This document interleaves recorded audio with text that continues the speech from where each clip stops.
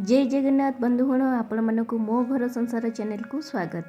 किछि दिन पर आमर जन्माष्टमी पर्व आसीजिब आउ सेही जन्माष्टमी स्पेशल मु आज आपण को पई आनी माखन आपण माने समस्त जानछनी भगवान श्री कृष्ण को मक्खन चोर कुआ जाए। तो सेति मु आज एही मक्खन रेसिपी आपण पई आनी देखंतु। मु एठी बहुत माने 6-7 दिन मलाई जोटा क्षीर सर कहते तो क्षीर सर आपण माने एकठा करिकिना रखी देखंतु। मु प्रथमे आपण कौन करेंगे क्षीरटा को भल भाव में गरम करदे। गरम कर सारा पर ताकू कौन करेंगे आपण ठंडा हाँवाई छाड़देवे। ठंडा हो सारापर ताकू फ्रिजे रखीदे। फ्रिजे रखी सारा पर 4-5 घंटा कि गोटे राति रखी सारापर ता ऊपर पूरा भल भाव में मोटार मलाई आसी जाए थाए। डायरेक्ट आपण बाहर कले आपन को जति मलाई न मिल फ्रिजे रखिकिना आपन जदि बाहर कर तो आपन को बहुत सारा मलाई भल भाव में मिल।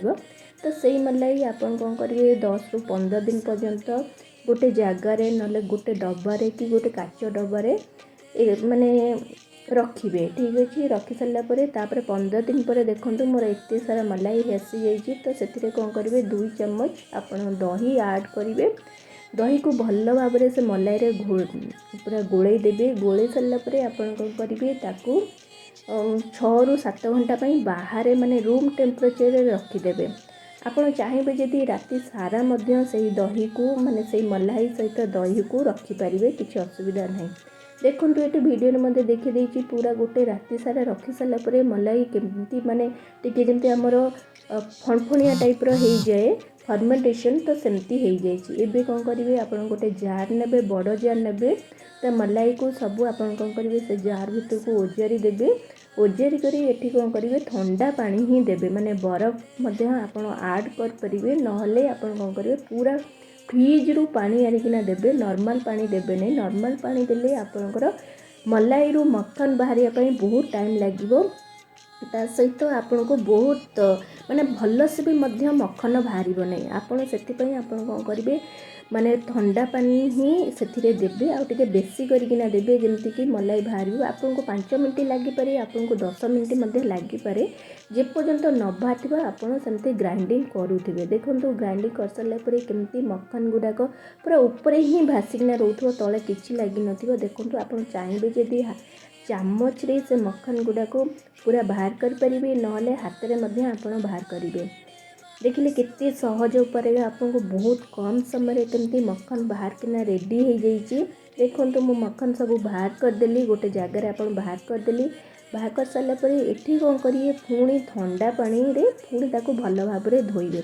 मुझे बरफ 2 खंड मध्य पकईदेली जमती ता भीतर सब माने माने भल भाव में से मक्खनटा बाहर जाऊ हाथ में किसी माने ता भितर किसी न लागू। देखो मु भल भाव में धोची धोइले एमती आप जिते थर 2-3 थर धोइयापी चेष्टा करेंगे।